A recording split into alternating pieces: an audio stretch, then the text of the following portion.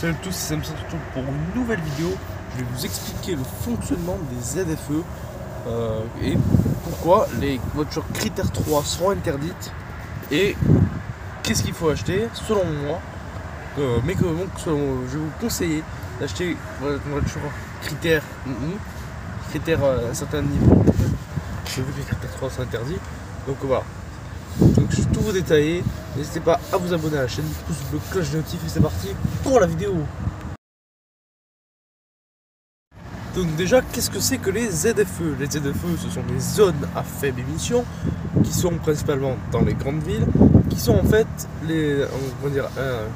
c'est un niveau de, c'est défini par des critères allant de 1 à 5 en fonction du carburant de la voiture et des années de la voiture.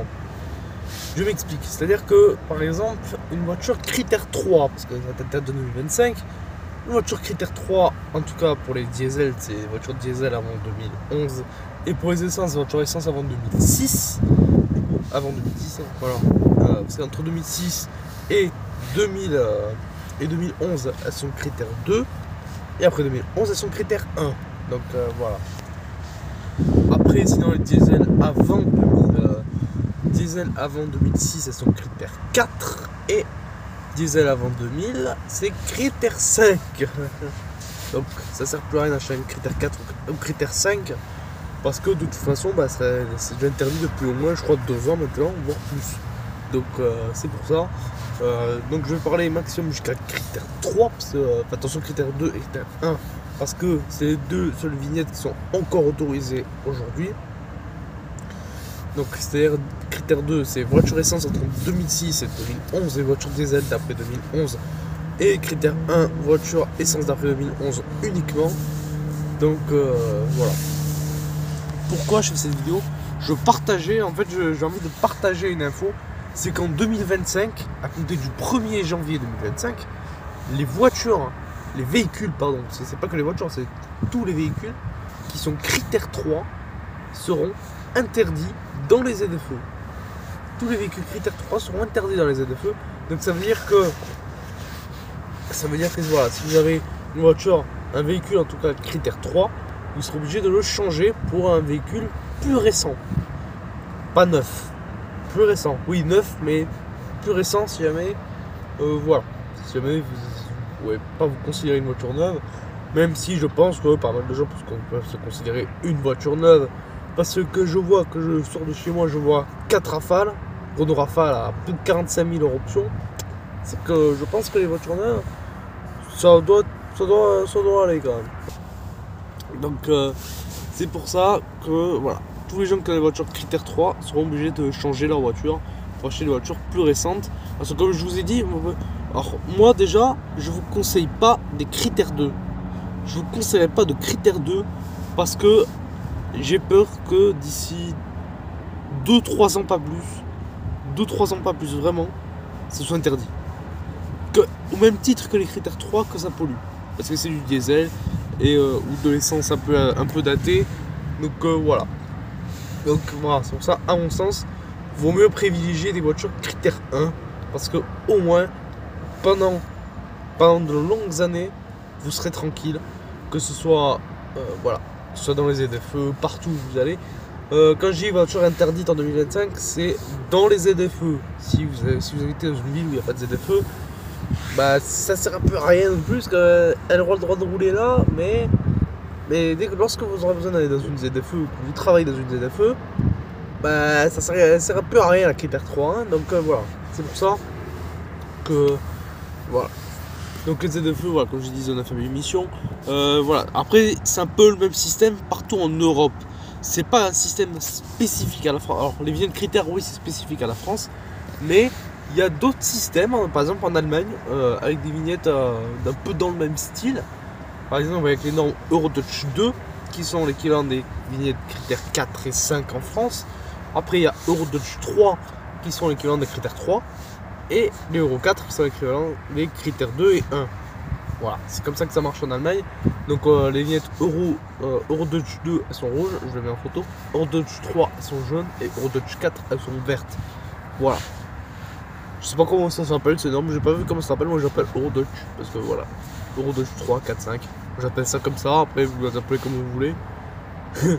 Ça n'a rien à voir avec une ligne de critères, c'est que ça. En fait, c'est comment dire, c'est en gros l'allemand du critère, mais c'est pas. Mais c'est pas critère. Dites pas que une voiture en Allemagne est critère 4, c'est pas possible. Pour une voiture récente. Donc Euro 4, ça veut dire voiture dans les moins polluantes. Je sais pas en fonction des années, j'ai pas regardé pour l'Allemagne. Et après j'ai vu que c'était pareil pour l'Espagne. Alors l'Espagne c'était les lettres A, B, C, etc. C'est à peu près les mêmes systèmes en Europe, hein. On a tous élaboré un système comme ça en fonction des années et voilà. Et du carburant de la voiture. Forcément un diesel pollue plus. Alors en termes de CO2 pur, le diesel reste moins polluant qu'un essence. Mais il n'y a pas que le CO2 qui compte. Parce qu'il y a les NOx. Les NOx c'est du dioxyde d'azote, d'ailleurs ce qu'on a un peu résolu en partie avec les systèmes AdBlue sur le diesel. Il y a les particules, etc. Donc tout ça fait que le diesel il émet plus de particules nocives que l'essence. Donc c'est pour ça que les voitures diesel ont forcément elles sont plus critiquées, elles sont plus mal vues comme je veux dire voilà, plus mal vues de la part des écolos. Parce que forcément, le diesel, c'est ce qu'ils aiment le moins, le diesel. Hein.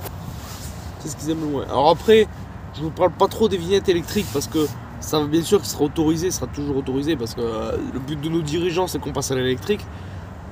Alors, que je dis nos dirigeants, c'est partout en Europe, hein, c'est pas qu'en France. Donc voilà. Il y a plein qui ont pensé que c'est qu'en France. Non, c'est pas en France, c'est pas qu'en France, c'est partout en Europe. Hein. Même si les ventes des voitures électriques, elles ne vont pas.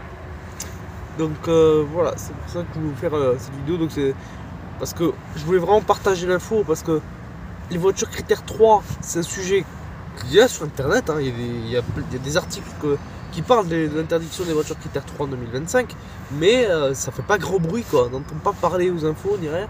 Et ça, je trouve ça pas normal en fait parce que ça veut dire que le propriétaire de voiture critère 3 ne saura pas cette info, il va aller sans le vouloir dans une ZFE, il va sans savoir que sa voiture est interdite et il va se rendre compte que sa voiture est interdite et c'est là qu'il va s'énerver encore plus parce qu'il faut qu'il jette sa caisse à la casse parce que c'est même pas la vente, c'est à la casse parce que même à l'export, à part si vous la vendez en Afrique du Nord, ça va pas parce que là-bas ils ont pas de normes anti-pollution, si vous la vendez en Europe, c'est pas la peine parce que même en Allemagne, Euro 2, Euro 3 s'interdit. Euro 2, Euro 3 s'interdit, donc critères 4, 5 et 3 s'interdit en Allemagne. Donc c'est à dire que là-bas c'est comme ils vont faire chez nous en 2025, c'est à dire critères 2, critères 1 qui sont autorisés. Donc c'est à dire voiture diesel après 2011 et essence après 2011, en tout cas en France. Donc voilà, je veux vraiment partager l'info parce que c'est quand même un sujet très important et voilà. Donc comme moi je vous conseille pour l'achat de votre voiture, partez plutôt marché du neuf parce que occasion récente, les prix c'est pratiquement ceux du neuf. Donc quand tu achètes une voiture neuve directement, peu importe la catégorie, que ce soit de la citadine, de la compacte, que ce soit par exemple de la Clio, de la Mégane, que ce soit de la 308, etc. Même du 3008 par exemple. Parce que les premiers 3008 diesel qui sont sortis vers 2008, forcément c'est avant 2011, ils sont critères 3.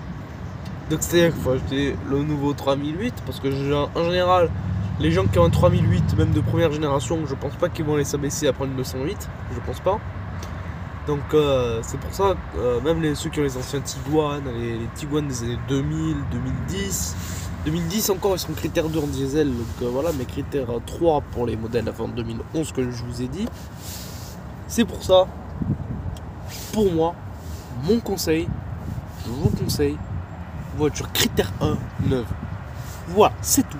Voiture critère 1 neuve. C'est-à-dire voiture essence neuve. Voilà. C'est le mieux.